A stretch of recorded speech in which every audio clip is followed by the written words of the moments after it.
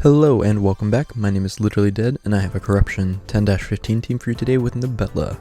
The relics I'll be running will be Mask, Shield, and Log. The altars I'll be running will be 10 Hero, 10 Mage, and 5 Greed. Let's get right into it.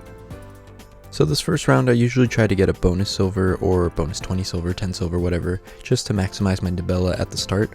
But here's an interesting case where I have a staff that gives me 30% mana. I'm going to choose this one because Nibella can instantly cast her ability at the start of the round and will have excess mana throughout each level, so she can use her ability more than usual basically. This will be a huge advantage than usual. Anyways, let's talk about the form. I put Nibella and the Masked Nibella in the back, a Looney to boost the carry Nibella, and Lily to tank the front line. So the shield relic is going to help with survival, the mask relic is going to increase the damage and, more area attack, and the insignia exponentially increases damage the less units there are. Unless you really know what you're doing or have an extra high tiered unit, having 3 units, not including mask, should be fine. Nibella will do her tornado ability across the map and take out the back line over time, and the Lily will distract. The Looney will also be a minor distraction and can also boost the Nibella.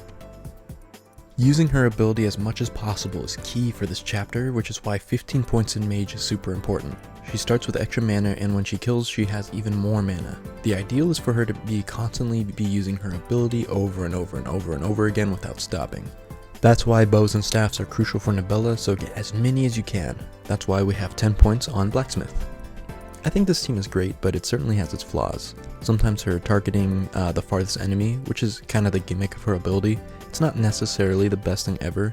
Let me give you a scenario for this, to better explain this. Let's say she uses her ability and is now attacking the backline. That's great. And she killed something on the way, so now she has a full mana. But before she kills the backline, she uses her ability again and is now in the front line. It's not so great. She didn't kill anything this time, and it takes super long for her to use her ability again. Though the scenario, she's taking damage, Lily, Looney take damage, and it's just kind of a huge risk in general. That's why I think having as many staff and bow will help this issue. Another similar issue to this would be, again, she uses her ability before killing the backline, but she wipes out everything with her ability that she's using. That's great, but now there's no enemies around her to gain mana again, and the backline is still alive and will be doing damage, and it's not as big of an issue as the first one, but it has the potential to cause a loss. Ultimately, it just wastes time, and we just have to watch Nibella walk all the way back to the backline to finish the job. You'll see interactions like these a lot. You see if you can point them out during the video. Oh yeah, I totally forgot to mention this, but I also added Nibella to the magic training camp at Dominion for even more spell power. Sure, you don't get a full mage boost since it's not the right class, but I mean, come on, a mage boost is a mage boost, and I'll take it no matter what.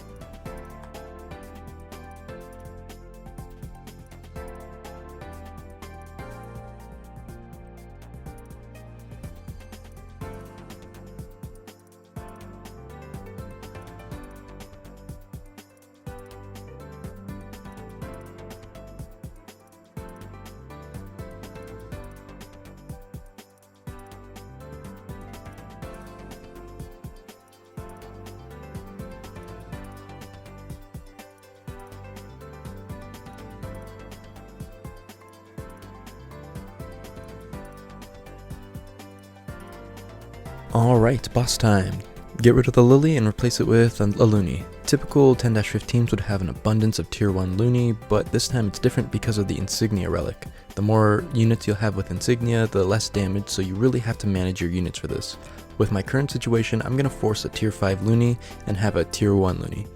My goal is to have 3 units plus mask because it's not as big of a damage fall off, and the 2 Looney mean 2 more mighty blocks for Nibella. And despite being only tier 1, the shield relic will give her 5 extra mighty blocks. That's 5 free hits from the boss, and I'm not going to pass that up.